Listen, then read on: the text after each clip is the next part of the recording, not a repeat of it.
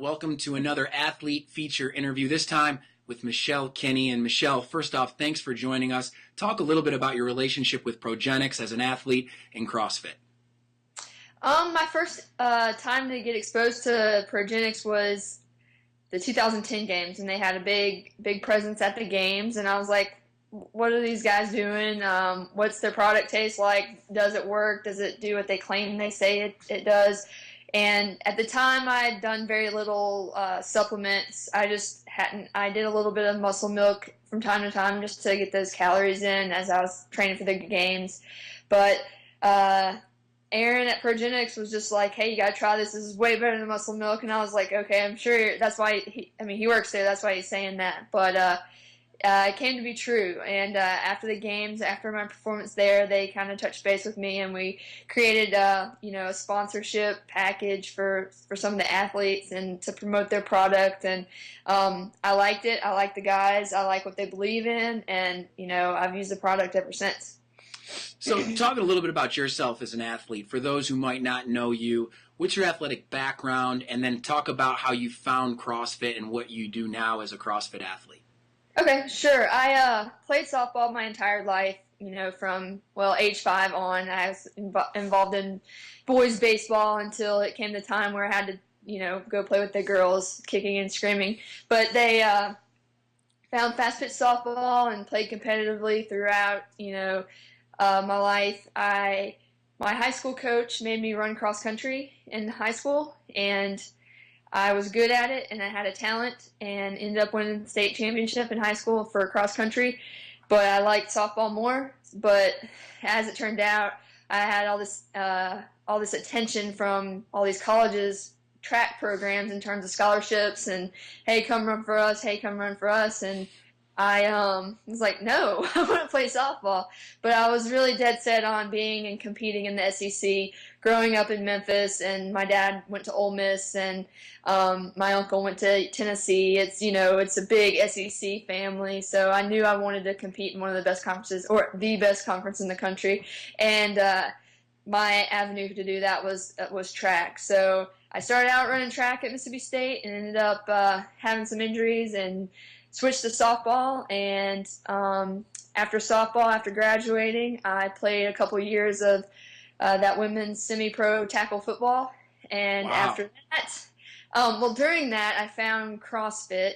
A friend of mine was like, hey, you should check this out. I was always into weight training and running, obviously. I still wanted to run after college, just not quite as crazy as I did with the track team. But I went to the gym, and it was a workout with running and push-ups and pull-ups and these things I was great at. So it was like my first workout. It didn't put me on my ass. I was like, man, that was good. I like that.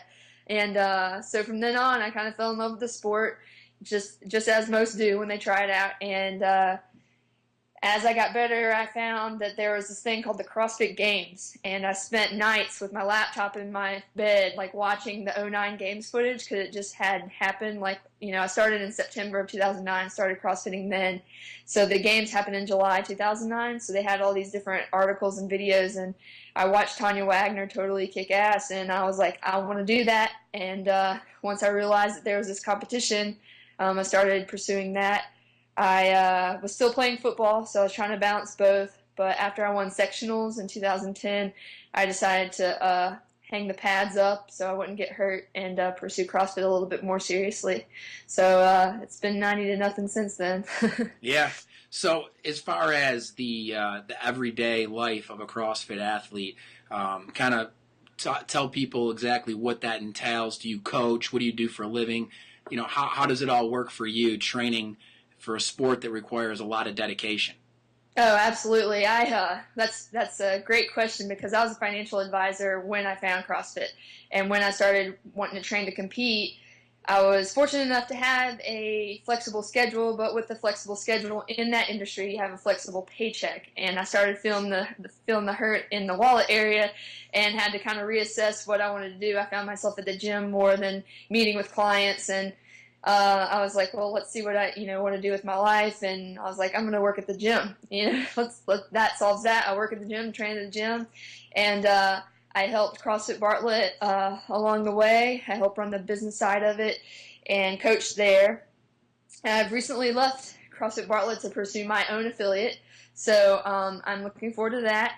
But but I definitely have to work in a gym setting in order to have those training hours that I need to devote. I mean, it's literally like, 3 hours a day right now, but it starts amping up to about 4 hours starting in January of a lot of strength training, a lot of mobility, a lot of just taking care of my body to make it, be able to fire on all cylinders come regional time. I know with the Open coming up, it's so close, but I can't be focused on February 22nd, but it's still in the back of my mind for sure.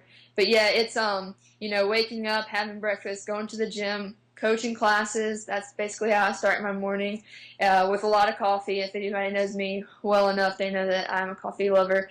And after a few classes, I train myself, and then end up coaching a few more classes, and then do an afternoon training session, and then I'm off to school. I'm getting my master's in economics in the evening, so it's a full day. That is a full day. That is a full day. And it sounds like you really are in tune with the business side of things, too. You're obviously not just checking the box and open up a gym. You want to do it the right way, and kudos to you for doing that. So, well, thanks for joining us, and we definitely want to get you back on when it comes to the Open time. It'll be very interesting to see how you do again this year. I told you before the interview we were joking about that softball toss. Why don't you tell everybody kind of what you were thinking when you saw what the events would be and you saw that on there? Oh my goodness! Like I remember sitting in the stands, and most of the athletes were a little irritated that we were out in the sun again, used to wait on instructions. And then they were talking about the workouts, and we're gonna have skill sets, and I'm like, what could this mean? You're on your toes the entire weekend. Like, what's next? What's next? Almost dreading it. But when he wrote softball toss, like, I was like, you've got to be kidding me! That's got to be a joke. Like, there couldn't be more perfect of a thing programmed for me. So now, anytime I'm asked what my favorite workout is, that's softball toss. I think that would be probably my favorite too. Well, good stuff. Well, thanks so much for joining us. And Michelle, we'll see you very soon here on Tri Vibe TV. All right, sounds good. Thanks, Jim.